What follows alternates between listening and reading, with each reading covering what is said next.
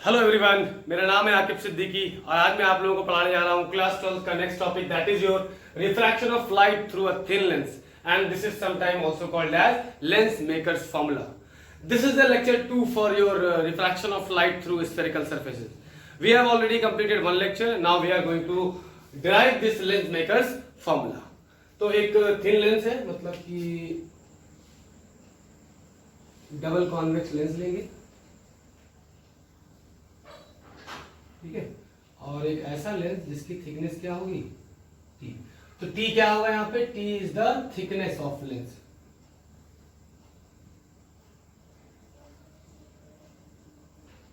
ठीक है, और नॉर्मल प्रोसीजर क्या है, एक प्रिंसिपल एक्सिस को हमने ड्रॉ किया जिसके अबाउट सारे मेजरमेंट्स हमको लेने होंगे.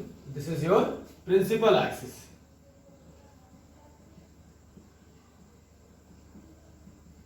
ठीक है, और हमारे पास देखिए दो कर्व मिल रहे हैं कॉन्वेक्स वाले, एक ऐसे, तो इसका सेंटर ऑफ कर्वेचर इधर होगा और पोल यहाँ पे होगा. तो मतलब इसको एग्जांपल दे दे, नाम दे दे क्या, P1, और इसका पोल यहाँ पे होगा, इसका क्या हो जाएगा, P2. और इस वाले कर्व का अगर सर्किल कंप्लीट करें तो इसका सेंटर ऑफ कर्वेचर यहाँ कहीं पे लाई करेगा. That means it will be named as C1. और इसका अगर देखें तो इसका सेंटर ऑफ कर्वेचर कहीं यहाँ पे लाई करेगा, C2. इसके पॉइंट से C1 की डिस्टेंस हमारी क्या हो जाएगी, R1, और इसके पोल से C2 की डिस्टेंस क्या हो जाएगी, R2. इतना आप लोग पहले नोट करें.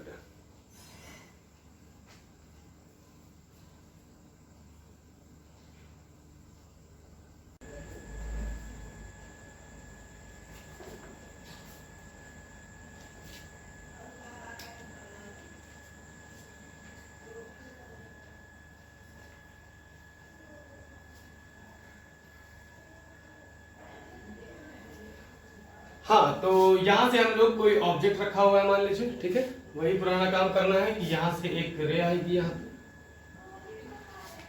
यहाँ रे आएगी. अब यहाँ पे हमें क्या चाहिए, नॉर्मल लाइन. तो नॉर्मल लाइन कैसे बनती है, यहां से हम क्या करेंगे, इसके सेंटर ऑफ कर्वेचर थोड़ा सा हल्का सा टिल्टेड हो गया, सेंटर ऑफ कर्वेचर से एक लाइन से आगे की तरफ एक्सटेंड कर देंगे. It will be called as normal. और ये आपका मीडियम N1 है, ये लेंस का मीडियम N2 है, और यहाँ से ये समझ लीजिए कि N2 is greater than N1, मतलब कि ये ज्यादा डेंस है और ये रेयर मीडियम है. ठीक है, अब देखिए it will bend towards normal. अगर ये स्ट्रेट कुछ ना होता तो ये स्ट्रेट चली जाती, लेकिन it will bend towards the normal. ये पाथ आप लोगों को समझ में आया होगा लाइट का. अब यहाँ पे क्या है, light is going from denser to rare, that means it will bend away from the normal. और इस पॉइंट पे नॉर्मल कैसे ड्रॉ करेंगे, सिंपली जिस चीज का भी एक कर्व है उसको हम उसके सेंटर ऑफ कर्वेचर से मिला देंगे, ये क्या बन जाएगा, N2 बन जाएगा. ठीक है, और ये टुवर्ड जाने की बजाय अब अवे जाएगी. ठीक, तो यहां पे फाइनली हमें इमेज मिल जाएगी. ये बात आप लोगों को समझ में आ रही होगी. अब देखिए कि अगर सेकेंड रिफ्रैक्शन ना होता, यहाँ पे दो रिफ्रैक्शन हुए हैं, एक तो रेयर से डेंसर और एक डेंसर से रेयर. अगर फर्स्ट रिफ्रैक्शन की बात करते तो रे स्ट्रेट यहां ऐसे जाती, ये आपका I'. अगर दूसरा रिफ्रैक्शन ना होता तो, ठीक है, इस डायग्राम को जरा आप लोग बना लें.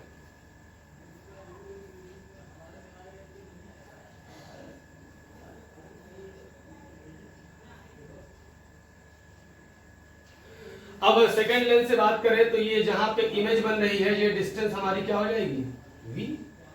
और फर्स्ट लेंस की वजह से जो हमारा रिफ्रैक्शन हो रहा, तो मान लीजिए ये ऐसे कुछ डिस्टेंस है, मान लीजिए ये हमारा क्या था,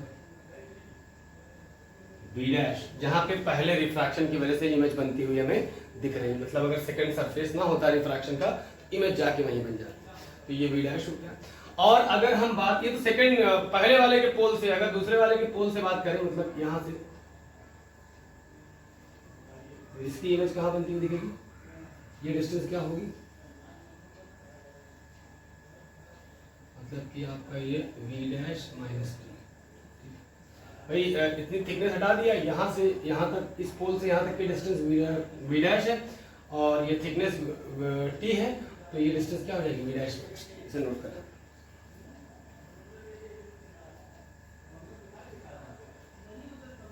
ठीक है, अब देखिए फॉर फर्स्ट रिफ्रैक्शन,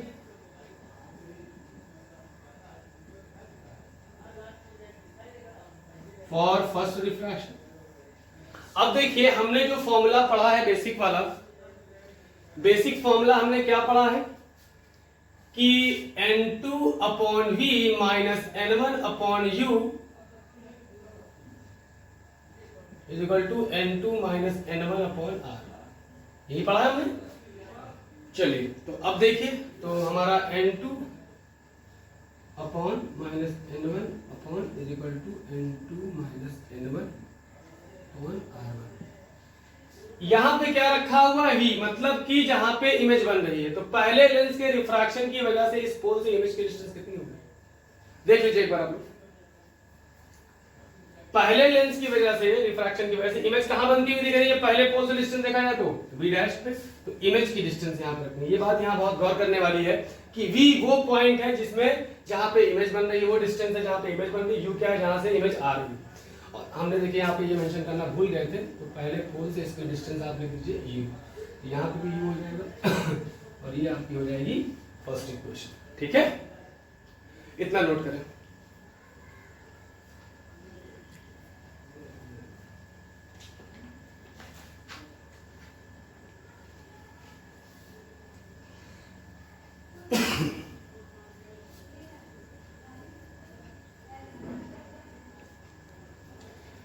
फिर बात आती है फॉर सेकेंड रिफ्रैक्शन।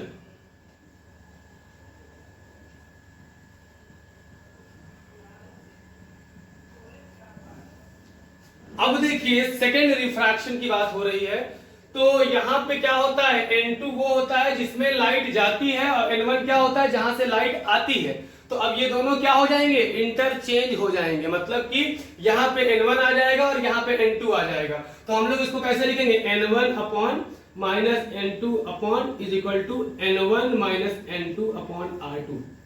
भाई वहां पे R1 था तो R1 लिख दिया रेडियस ऑफ कर्वेचर, यहाँ R2 है तो R2 लिख दिया। अब ये इंटरचेंज क्यों हो रहा है, ये बात आप लोग को समझ में आ रही है, मतलब कि यहाँ पे वो मीडियम रखा जाएगा जहां पे लाइट जा रही हो रिफ्रैक्शन के बाद। तो रिफ्रैक्शन के बाद लाइट फिर से N1 में जा रही है, तो यहाँ पे N1 रख दिया। और ये यहाँ पे क्या होगा, जहां से लाइट निकल रही है, तो हमारी लाइट कहां से निकल रही है, N2 से निकल रही है, सेकेंड रिफ्रैक्टिव वाले मीडियम से। ठीक है, ये भी N1 है। ठीक, अब देखिए नीचे क्या रखा जाता है, जहां पे इमेज बन रही है। तो दूसरे लेंस की वजह से इमेज कहां बनती हुई दिख रही है, आई पे बन रही है, लेकिन हमें आई से यहां तक की डिस्टेंस तो पता ही है क्या है, V पे बन रही है फाइनली। सेकेंड लेंस से अगर डिस्टेंस देखी जाए तो इमेज कहां बन रही है, V पे। अब बात आती है U, distance of the object from the mirror, sorry distance of the object from the, distance of the object from the pole of this lens. ठीक है, तो अब बात करते हैं, तो ऑब्जेक्ट, ये point as a object treat करेगा इसके लिए। तो ये डिस्टेंस इसके पोल से कितनी निकाल के रखा है हमने, V डैश माइनस T। ये पॉइंट थोड़ा सा हो सकता है आप लोगों के लिए कंफ्यूजिंग हो। अब इसके लिए U कहां से लाएंगे भाई सेकंड रिफ्रैक्शन के लिए, तो पहले की वजह से इमेज कहां पे रखी हुई होगी, यहां पे। तो ये डिस्टेंस हमने निकाल, भाई ये टोटल डिस्टेंस हमें पता थी V डैश, इतना थिकनेस हो गया, तो ये सेकंड के पोल से डिस्टेंस कितनी रहेगी, V डैश माइनस T। तो ये पॉइंट इसके लिए एज अ सेकंड लेंस के लिए एज अ ऑब्जेक्ट बिहेव करेगा। ठीक है, तो ये लिख दिया हमने, this is your second equation. ठीक है, इतना पहले आप लोग नोट करें।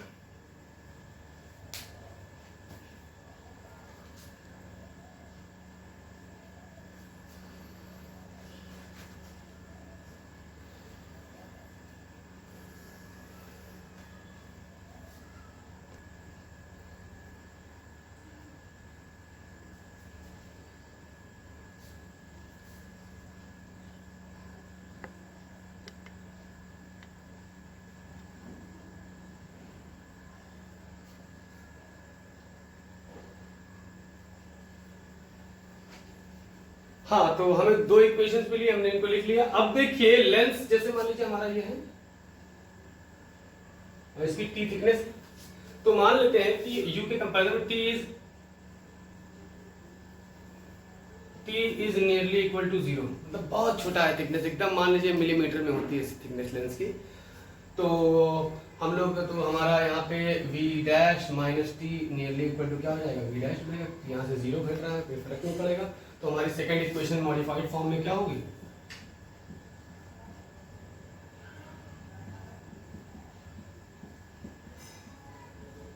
थर्ड इक्वेशन हो गया।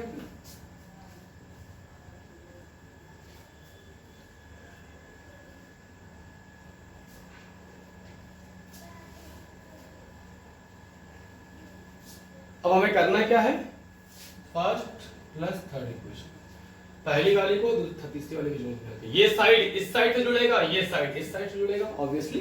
तो हम लोग करते हैं, जरा देखते हैं।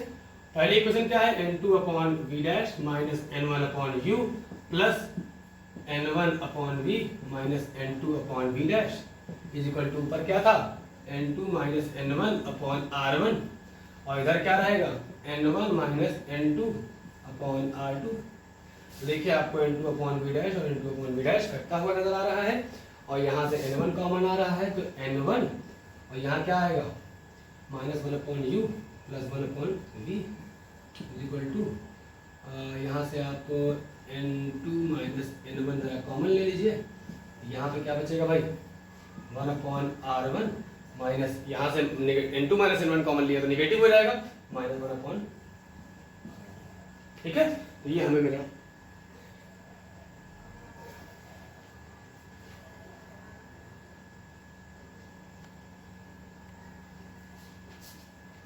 अब इसे हम रफ कर देते हैं और थोड़ा सा आगे देखते हैं क्या हो रहा है, कैसे हो रहा है। थोड़ा सा इस इक्वेशन को अरेंज करना है, बाकी इक्वेशन आपकी ऑलरेडी आ चुकी है, इनको इधर भेज दीजिए। तो ये आपका आएगा 1 upon V minus 1 upon U is equal to n2 minus n1 upon n1 1 upon r1 minus 1 upon r2, ठीक है। 1 upon v minus 1 upon u is equal to n2 upon n1 minus n1 upon n1 1 upon r1 minus 1 upon r2। ये cancel हो गया। अब since आपने पढ़ा है कि n2 with respect to 1 is equal to होता है n2 with respect to air upon n1 with respect to air, तो it can be written as like this. तो हमारा 1 upon v minus 1 upon u is equal to n2 1 minus 1 और 1 upon r1 minus 1 upon r2, ठीक है। तो इतना आप लोग नोट करें, ठीक है। अगर मान लीजिए फर्स्ट मीडियम हमारा एयर है और सेकेंड मीडियम आपका ग्लास है, तो आप इसको ऐसे लिखो 1 upon v minus 1 upon u is equal to n glass with respect to air minus 1 upon r1 minus 1 upon r2। ये चीज आप लोगों को उम्मीद करते हैं कि क्लियर हो गई होगी,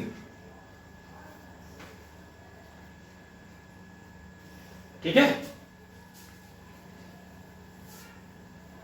अब इसमें एक छोटा सा केस हम लोग कर लेते हैं।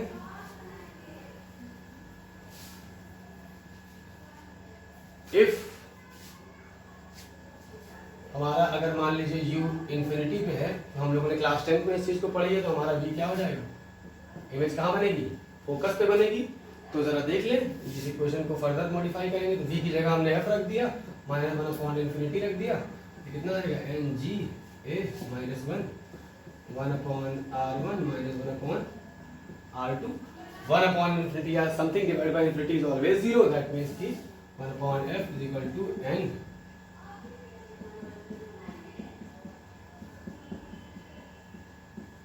ये आपकी फाइनल इक्वेशन आ गई, ठीक है। ये फोर्थ इक्वेशन, ठीक, और ये सॉरी फिफ्थ है, ये आपकी फिफ्थ इक्वेशन और ये जो आएगी ये फोर्थ इक्वेशन की फाइनल रिजल्ट ये था ना, ठीक है।